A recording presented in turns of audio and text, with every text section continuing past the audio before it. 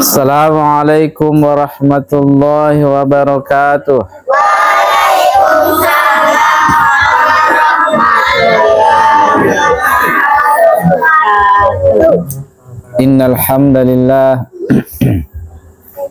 nahmaduhu wa nasta'inuhu wa nastaghfiruh wa na'udzu billahi min shururi anfusina wa min sayyiati a'malina. May yahdihillahu fala mudhillalah wa may yudlilhu fala hadiyalah. Asyhadu an la ilaha illallah wahdahu la syarikalah wa asyhadu anna Muhammadan abduhu wa rasuluh. Ya ayyuhalladzina amanu taqullaha haqqa tuqatih wa la tamutunna illa wa antum muslimun. Ya ayyuhalladzina amanu taqullaha wa qulu qawlan sadida yuslih lakum a'malakum wa yaghfir lakum dhunubakum wa may yuti'illaha wa rasulahu faqad faza fawzan 'azima. Amma ba'd, fa inna asdaqal hadithi kitabullah wa khairal hadi Muhammadin sallallahu alaihi wasallam wa syarrul umuri muhdatsatuha fa inna kulla muhdatsatin bid'ah wa kulla bid'atin dhalalah wa kulla dhalalatin finnar. Alhamdulillah, senantiasa kita panjatkan puji syukur kita kehadirat Allah Subhanahu wa taala, di mana Allah Subhanahu wa taala yang telah melimpahkan kepada kita seluruhnya berbagai macam nikmat demi nikmatnya. Allah Subhanahu wa taala curahkan kepada kita seluruhnya rahmat dan kasih sayangnya, sehingga di malam hari ini kembali kita diberi nikmat kesempatan, nikmat kesehatan, dan kita dipertemukan kembali di tempat ini dalam rangka kita berupaya untuk meraih ridhonya.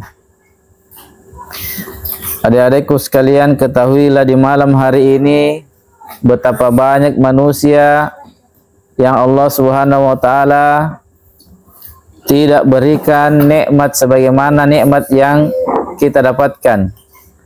Betapa banyak manusia yang tidak diberikan rahmat dan kasih sayang sebagaimana yang diberikan kepada kita di malam hari ini.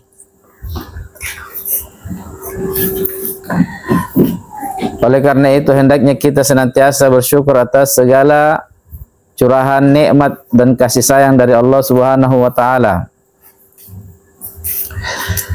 Baiklah adik-adikku sekalian, kita akan melanjutkan pelajaran kita malam ini, yaitu kita akan membaca kitab Tauhid Fathul Majid.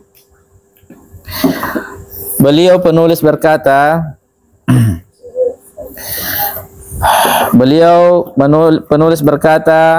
Allah Subhanahu wa taala berfirman dalam surah An-Nisa ayat 36,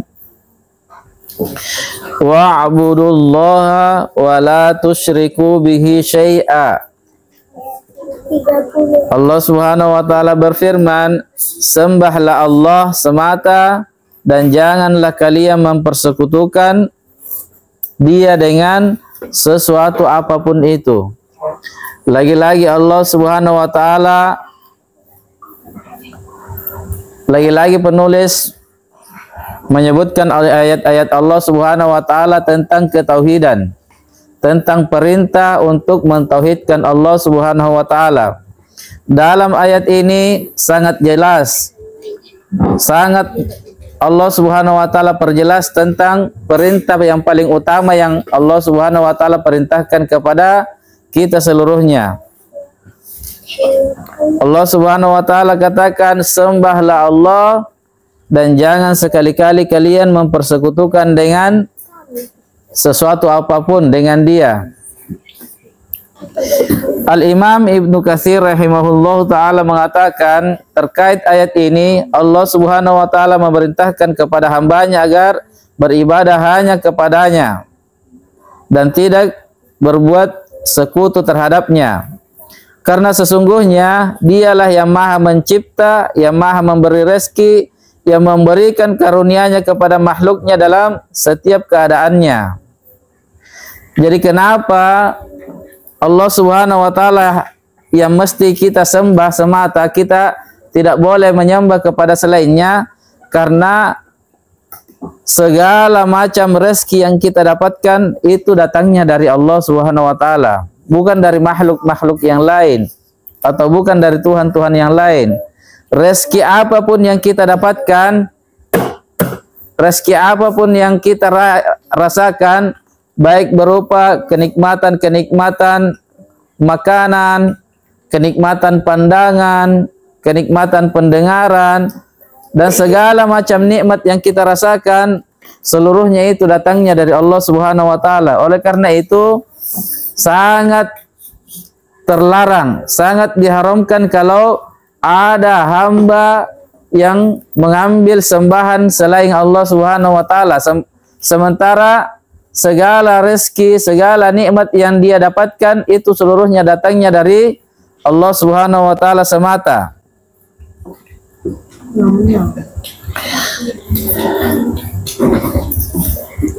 Dan dialah yang berhak untuk mereka esakan tanpa menyekutukannya dengan sesuatu pun di antara makhluk-makhluknya. Artinya karena Allah Subhanahu wa taala semata yang memberikan segala macam kenikmatan kepada kita, oleh karena itu dilarang dan sangat terlarang untuk kita menjadikan tandingan kepada selain Allah Subhanahu wa taala. Kemudian beliau menuliskan sebuah ayat dalam surah Al-An'am ayat 151 sampai 153. Allah Subhanahu wa taala berfirman, "Qul ta'alau atlu ma harrama rabbukum alaikum alla tusyriku bihi syai'a wa bil walidaini ihsana." Allah Subhanahu wa taala berfirman, katakanlah, kemarilah kalian, akan aku bacakan apa yang diharamkan atas kalian oleh Rabb kalian, yaitu janganlah kalian mempersekutukan sesuatu pun dengannya. Kemudian berbuat baiklah kalian terhadap kedua orang ibu bapak kalian. Jadi di dalam ayat ini ada perintah yang sangat agung, ada perintah yang sangat besar yang Allah Subhanahu wa taala wajibkan terhadap seluruh hamba-hambanya. Al-Imam Ibnu Katsir rahimahullahu taala mengatakan, Allah Subhanahu wa taala berfirman kepada Nabi dan Rasulnya. Allah Subhanahu wa taala katakan, "Qul," katakanlah. yakni yang dimaksud katakanlah itu, katakanlah kepada kaum musyrikin yang menyembah selain Allah Subhanahu wa taala. Disuruh sampaikan kepada mereka. Disuruh sampaikan kepada orang-orang yang berbuat syirik kepada Allah Subhanahu wa taala. Qul, katakan, yaitu katakan kepada mereka para penyembah-penyembah Tuhan palsu itu. Katakan kepada mereka, ta'alau atlu, yakni mari kemari. Katakan kepada orang musyrik itu, marilah, kemari kalian, akan aku bacakan, yakni saya akan menjelaskan kepada kalian ma harrama rabbukum alaikum, apa yang telah Tuhanmu haramkan untukmu. Jadi disuruh ajak. Di dalam ayat ini kaum musyrikin itu disuruh panggil, diajak untuk mereka bisa mengetahui apa-apa saja yang telah diharamkan untuk mereka dari Rabb mereka, dari Allah Subhanahu wa taala. Apa yang diharamkan atas kalian? Qul ta'alau atlu ma rabbukum alaikum, atlu ma harrama rabbukum alaikum. katakan ya Muhammad sallallahu alaihi wasallam kepada orang-orang musyrik, mari kalian, kemarilah. Akan aku bacakan kepada kalian apa-apa saja yang Allah Subhanahu wa taala haramkan untuk kalian. Perhatikan ini adik-adikku sekalian. Inilah yang Allah Subhanahu wa taala haramkan. Maka kalau ada ayat yang seperti ini, hendaknya setiap orang yang memiliki keimanan di dalam hatinya itu pasang pendengarannya. Betul-betul fokus mendengarkan dan menyimak apa yang akan diharamkan oleh Allah Subhanahu wa taala supaya dia bisa hindari. Karena kalau orang-orang beriman itu dia senantiasa menghindari apa-apa yang Allah Subhanahu wa taala haramkan. Dia senantiasa memasang pendengarannya terhadap apa-apa yang Allah Subhanahu wa taala perintahkan dan Allah Subhanahu wa taala larang.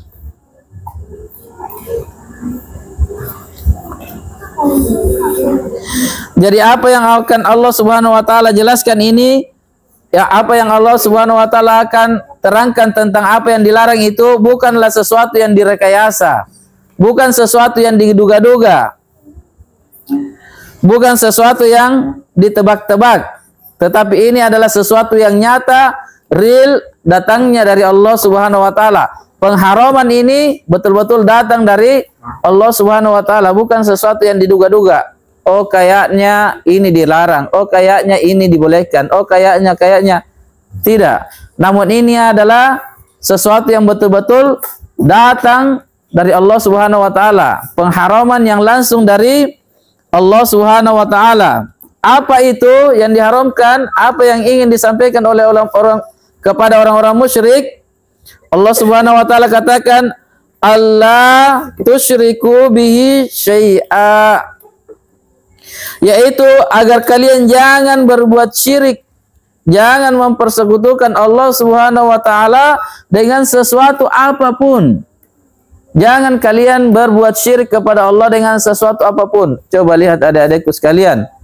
Poin paling utama di dalam seluruh pengharaman yang Allah Subhanahu wa taala haramkan itu adalah poin tentang kesyirikan.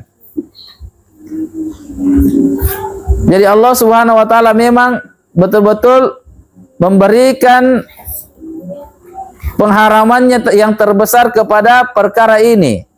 Betul-betul Allah Subhanahu wa taala haramkan ini, bukan main-main, betul-betul perkara yang diharamkan, sangat diharamkan.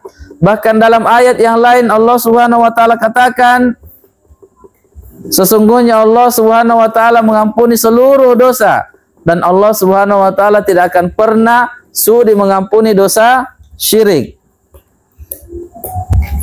Coba perhatikan adik-adikku sekalian. Oleh karena itu, sebagai orang-orang yang beriman, sebagai anak-anak yang muslim dan muslimah, hendaknya dia betul-betul menjauhi ini. Dengan kejauhan yang betul-betul dia tidak akan bisa lagi bertemu dengannya. Jauhi perkara ini.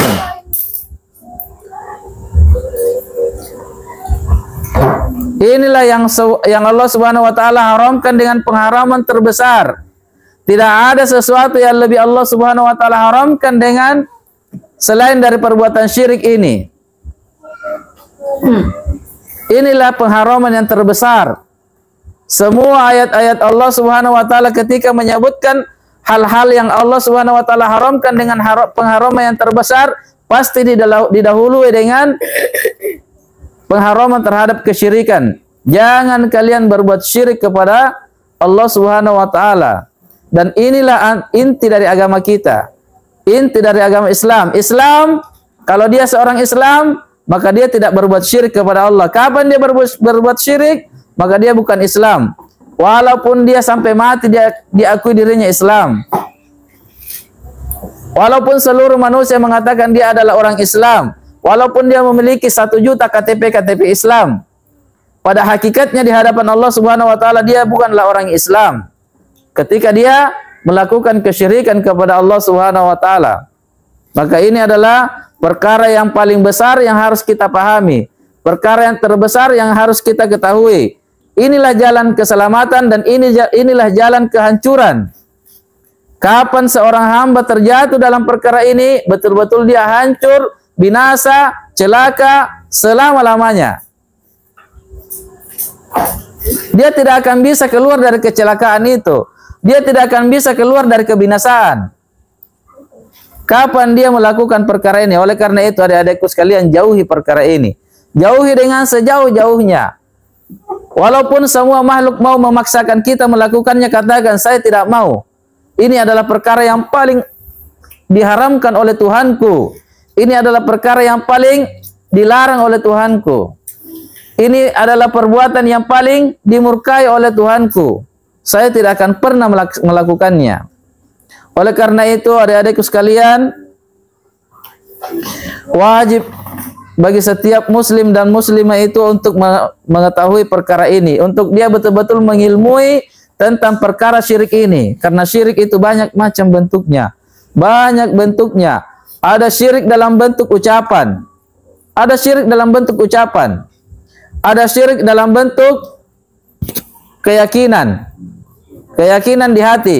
Cukup dia meyakini, dia tidak berucap dan dia tidak melakukannya. Cukup dia meyakini, dia bisa syirik. Ada keyakinan dalam bentuk perbuatan. Maka penting untuk kita pelajari ini, agar kita bisa selamat, agar kita tidak capek hidup di dunia ini, agar kita tidak lelah hidup di dunia ini dengan kelelahan yang merugikan. Karena banyak juga manusia yang lelah berbuat, lelah beramal di dunia, namun di akhirat tidak bernilai amalannya. Lelah beribadah di dunia, namun di akhirat tidak ada nilainya amalannya. Karena besarnya kemurkaan Allah Subhanahu wa taala terhadap perbuatan syirik ini, karena besarnya kemarahan Allah Subhanahu wa taala terhadap perbuatan syirik ini, sampai-sampai Allah Subhanahu wa taala juga mengancam nabinya, nabi yang paling dia cintai, Nabi Muhammad sallallahu alaihi wasallam, manusia yang paling Allah Subhanahu wa taala cintai. Bahkan Allah Subhanahu wa taala tidak akan pernah membuka pintu surga kecuali Nabi Muhammad sallallahu alaihi wasallam yang duluan memasukinya. Saking cintanya Allah Subhanahu wa taala terhadap Nabi Muhammad sallallahu alaihi wasallam, namun tetap Allah ancam beliau, diancam nabi kita. Andai kata engkau ya Muhammad sallallahu alaihi wasallam mempersekutukan Allah dengan sesuatu apapun, niscaya akan hancur seluruh amalanmu. Tidak akan ada nilainya di sisi Allah Subhanahu wa taala. Walaupun kamu sujud sampai mati, walaupun habis hartamu segunung, kamu infakkan di jalan Allah, walaupun puasa setiap hari, bahkan bukan setiap hari, pagi siang malam juga puasa, tidak akan ada nilainya di sisi Allah Subhanahu wa taala ketika kamu menyentuh sedikit saja dosa syirik ini. Ini adalah perkara yang paling Allah Subhanahu wa taala haramkan, dan Allah Subhanahu wa taala sama sekali tidak sudi mengampuninya. Kapan kita mati, kemudian ada dosa ini yang kita bawa, kita tidak bertobat darinya. Namun kalau bertobat, tentu saja Allah Subhanahu wa taala yang Maha Pengampun, yang Maha Penyayang, itu akan mengampuninya sebelum mati. Namun kalau dia mati belum bertobat, tidak ada harapan untuknya. Tidak usah disolati, tidak usah disedekahkan, percuma. Tidak ada gunanya mensolati orang-orang musyrik. Tidak ada gunanya mensedekahkan untuk orang-orang musyrik. Tidak ada gunanya menghajikan orang-orang musyrik. Tidak ada gunanya didoakan untuk orang-orang musyrik. Tidak akan Allah Subhanahu wa taala beri. Maka ini adalah kebinasaan yang paling besar untuk orang-orang yang terjatuh ke dalamnya, wal iyadu billah. Semoga Allah Subhanahu wa taala jauhkan kita seluruhnya dari dosa yang membinasakan ini. Dosa yang sangat besar. Bahkan langit dan gunung pun mau merobohkan dirinya karena dosa-dosa ini. Dalam sebuah ayatnya Allah Subhanahu wa taala berfirman, hampir-hampir saja langit itu runtuh, roboh, pecah, hancur. Gunung-gunung berhamburan. Dikarenakan ada yang manusia, ada orang-orang yang mengatakan Allah punya anak. Ada orang-orang yang menyembah selain Allah Subhanahu wa taala. Perbuatannya orang-orang Nasrani yang hampir membuat dunia ini kiamat sebelum kiamat. Mereka berani mengatakan Allah itu punya anak. Mereka berani menyembah kepada hamba-hamba Allah Sementara Isa bin Maryam alaihissalam itu hamba Allah, bukan anaknya Allah. Mereka mengatakan ini, maka Allah Subhanahu wa taala katakan dalam Al-Qur'an, hampir-hampir langit itu pecah, roboh, jatuh. Dan hampir gunung berhamburan karena kalimat ini. Kenapa adik-adikku sekalian? Saking bencinya langit itu, saking murkanya gunung-gunung itu terhadap perbuatan syirik ini. Dan seluruh makhluk-makhluk Allah, makhluk di langit, makhluk di bumi, semuanya benci terhadap kesyirikan ini. Semuanya murka terhadap kesyirikan ini. Mereka melaknat terhadap orang-orang yang melakukan kesyirikan. Pahami perkara ini, pahami. Ini adalah perkara yang paling pokok. Ini, disinilah yang membuktikan keislaman kita itu kuat atau tidak. Kapan kita kuat, kokoh dalam perkara ini, betul-betul kita jauhi perkara kesyirikan, maka keislaman kita semakin kuat dan kokoh. Seseorang itu dinilai dari keimanannya kepada Allah Subhanahu wa taala dari sini. Dari kekuatan tauhidnya. Bukan dari kekuatan amalannya. Biar sebagaimana banyaknya amalan yang dia kerjakan, kalau dia melakukan kesyirikan, tidak ada artinya di hadapan Allah Subhanahu wa taala. Kemudian Allah Subhanahu wa taala berfirman, melanjutkan ayatnya, "Dzalikum wassaqum bih." Demikian itulah yang diperintahkan oleh Rabb kalian kepada kalian. Coba lihat adik-adikku sekalian. Ayat setelahnya mengatakan, inilah yang diperintahkan oleh Tuhan kalian kepada kalian.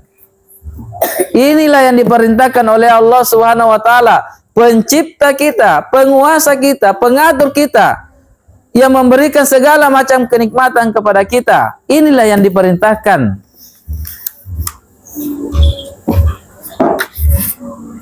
Ini yang diperintahkan kepada kita. Perhatikan ini. Perhatikan baik-baik. Di dalam sebuah hadis, Nabi sallallahu alaihi wasallam bersabda, "Sembahlah Allah dan janganlah kalian mempersekutukan sesuatu pun dengannya, dan tinggalkanlah apa-apa yang dikatakan oleh bapak-bapak kalian yang tidak memiliki ilmu." Jadi ini adalah petunjuk yang sangat agung dari Nabi sallallahu alaihi wasallam, dari baginda Nabi sallallahu alaihi wasallam. Perhatikan ya adik-adikku sekalian, perhatikan. Nabi mengatakan, sembahlah Allah dan jangan kalian mempersekutukan Dia dengan sesuatu apapun, dan jangan ikuti apa kata bapak-bapak kalian kalau dia ucapannya itu tidak berlandaskan petunjuk, tidak berlandaskan petunjuk dari Allah Subhanahu wa taala dan Rasulnya. Jangan ikuti dia. Karena kebanyakan manusia atau kebanyakan para pengikut nenek moyang itu, kebanyakan di antara mereka adalah orang-orang yang melakukan kesyirikan kepada Allah Subhanahu wa taala sementara mereka tidak menyadarinya. Karena mereka itu adalah orang-orang yang sangat tergesa-gesa dalam mengikuti agama nenek moyang mereka, agama bapak-bapak mereka. Dalil mereka cuma satu. Dalil mereka cuma satu. Mereka hanya mengatakan, kami dapati perbuatan ini, yaitu berbuat syirik kepada Allah, kami dapati itu dilakukan turun-menurun dari bapak-bapak dan nenek-nenek kami, sehingga kami juga melakukannya. Inilah pengikut agama bapak-bapak. Jadi Nabi sallallahu alaihi wasallam di sini melarang, jangan kalian ikuti bapak-bapak kalian kalau dia tidak memiliki petunjuk. Dia tidak memiliki dalil dari Al-Quran dan Sunnah Nabi sallallahu alaihi wasallam. Jangan ikuti. Di sini Nabi sallallahu alaihi wasallam melarang kita.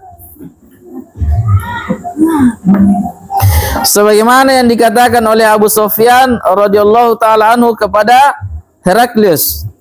Inilah yang dipahami oleh Abu Sufyan radhiyallahu taala anhu dan lainnya dari sabda Nabi sallallahu alaihi wasallam kepada mereka. Nabi sallallahu alaihi wasallam bersabda, katakanlah tidak ada yang berhak disembah selain Allah Subhanahu wa taala. Niscaya kalian beruntung. Di sini Nabi Shallallahu Alaihi Wasallam memberikan jalan keberuntungan kepada kita. Dengan apa kita bisa beruntung?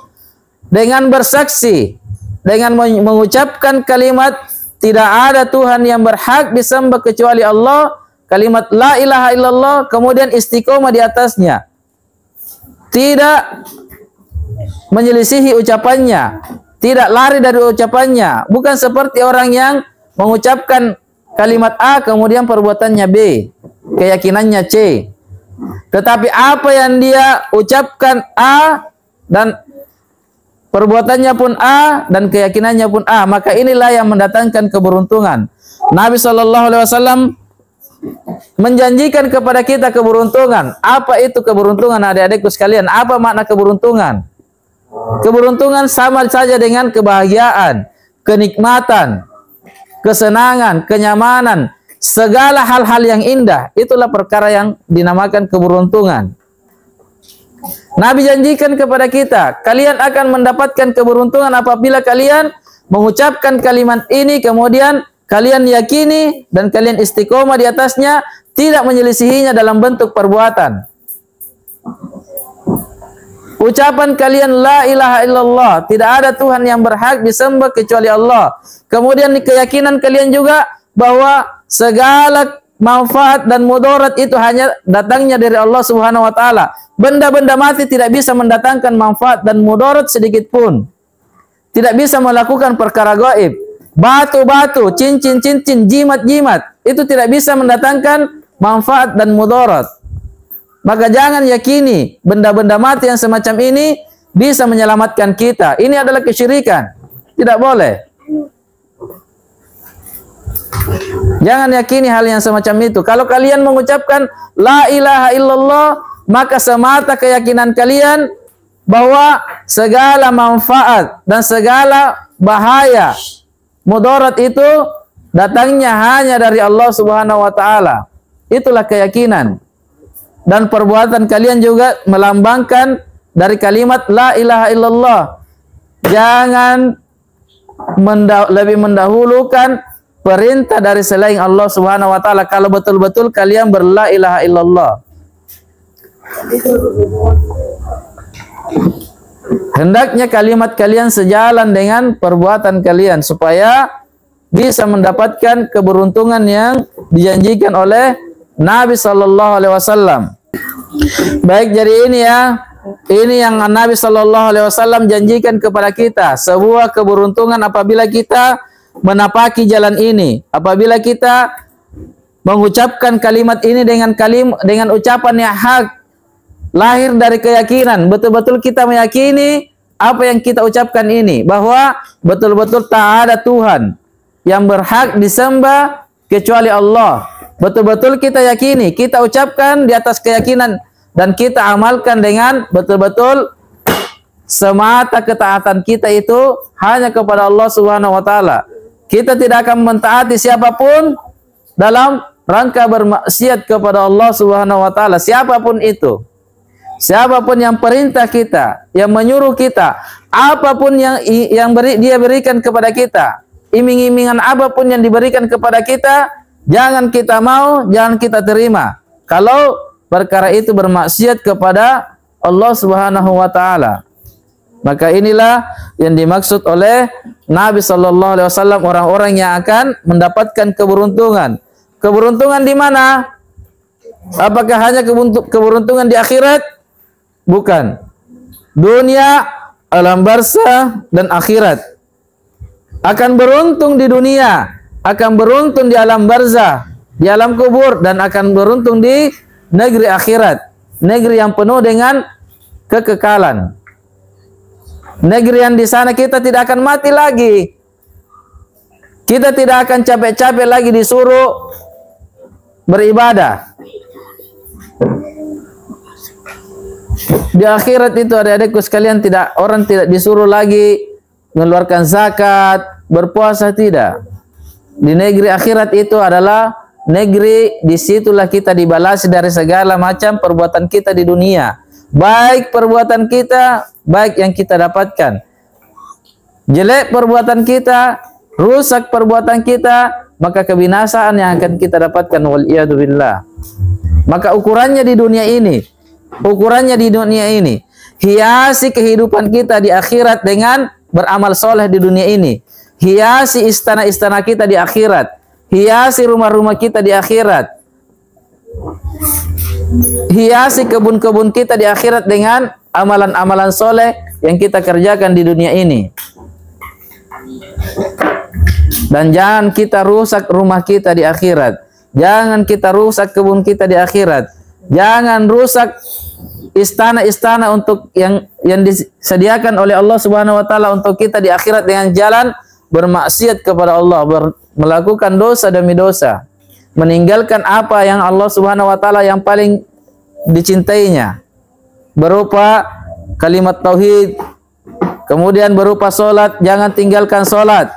Mufli, jangan tinggalkan salat. Kata Nabi sallallahu alaihi wasallam, apabila seorang anak itu sudah berumur 7 tahun, perintahkan salat. Dan apabila sudah mencapai 10 tahun, kalau dia tidak mau salat, pukul. Karena besarnya perintah salat ini, karena tingginya kemuliaan salat ini di sisi Allah Subhanahu wa taala, sampai-sampai diperintahkan dipukul anak-anak yang tidak mau salat kalau sudah berusia 10 tahun. Pernah diceritakan sama gurunya tuh? Mengerti sendiri. Mengerti sendiri. Jangan, adik-adikku sekalian, jangan siksa orang tua kalian dengan perbuatan kita. Jangan kita siksa orang tua kita dengan perbuatan kita. Kalau kita melakukan sesuatu yang Allah Subhanahu wa taala larang, maka itu imbasnya kepada orang tua kita juga. Mereka juga akan ditanyai, ku anfusakum wa ahlikum nar. Jaga diri kalian dan keluarga kalian dari api neraka. Jadi orang tua kita juga akan ditanya tentang perbuatan kita. Jangan siksa orang tua kita dengan amalan jelek kita, meninggalkan sholat, tidak menghiraukan sholat. Kalau azan singgah dulu. Sudah azan baru palaris motor. Penting aku sarin dulu. Kalau azan singgah dulu. Kalau perlu, kalau sudah masuk waktu tidak masjid kosong, gantikan Pak Imam. Kita yang azan, tidak ada orang, kita yang imam. Tidak ada makmum, kita yang makmum. Jadi kita yang azan, kita imam, kita makmum. Kita kumpulkan 3 pahala besar. Lakukan rutin 5 waktu. Insya Allah kita akan melihat, kita akan menuai hasil yang sangat indah di sisi Allah Subhanahu wa taala, pahala yang sangat besar. Jaminan dari Allah Subhanahu wa taala berupa surganya. Yang perempuan juga jangan tinggalkan sholat, ya. Jangan tinggalkan sholat. Iya, jangan tinggalkan sholat ya. Kalau pulang dari sekolah, usahakan berwudu dulu. Sudah berwudu, sholat. Sudah itu makan. Sudah itu tidur lagi. Bebas. Iya. Kalau sudah maki sholat, bebas kita mau berbuat apa saja. Bukan cuma Kamis, nah. Bukan cuma Kamis. Apa? Kena disahkan coba sebelum berjamaah disahkan. Allah. Saya belum tahu ini. Saya tutup dulu di majelisnya. Baik, sampai di sini dulu adik-adikku sekalian. Subhanakallahumma wa bihamdik, asyhadu an la ilaha illa anta, astaghfiruka wa atubu ilaik. Wassalamualaikum warahmatullahi wabarakatuh.